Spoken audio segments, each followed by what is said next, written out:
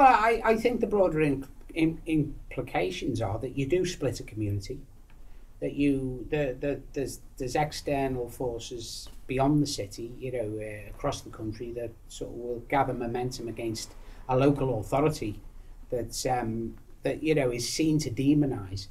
Although that won't be the mission of the local authority, and I'm sure that they would distance themselves from any of those behaviours, and that local authorities are responsible when it comes to people.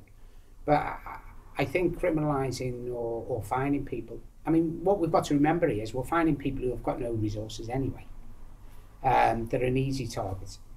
And to my mind, having worked in this city for, I don't know, 15 years, in fact, in other organisations, probably 20 years, the police have got adequate powers, to my mind, to work with the homeless situation.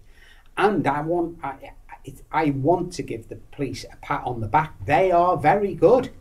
To my mind, the police are probably one of the best agencies working with the homeless people. That's been my experience over the time I've worked with homeless people in this city. They're understanding, they're empathic. Yes, they will clamp down on them if their behaviours are getting to such a state where it's impacting on other people's lives in the wider community.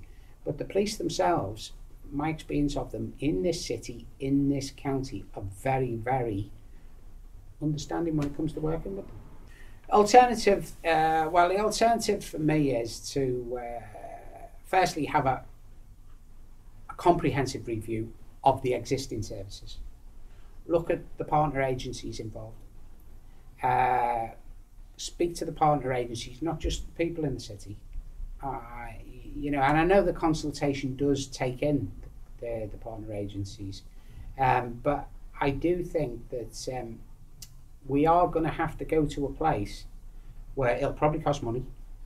We'll probably need to get some central control back into the city centre and work from within the city centre rather than working from the outskirts where the existing hostel is placed. But most of all, we've got to get a comprehensive service. It's got to include day services, it's got to include outreach, it's got to include emergency provision, it's got to include longer term hostel, and it's got to include move on opportunities for those clients, because it's about a continuum. It's not about picking somebody up, sticking them in a bed and bed blocking.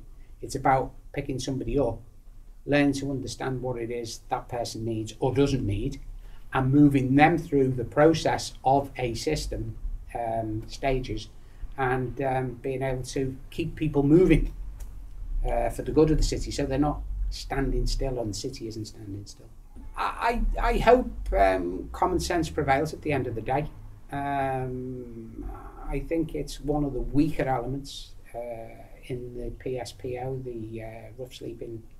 I mean, I'm bound to say that, of course, being CEO of a homeless charity, but I really do think in the longer term it will be to the detriment of the city, and probably to the detriment of community relations with these groups, if we enforce such an element and make sure that that is contained within that order.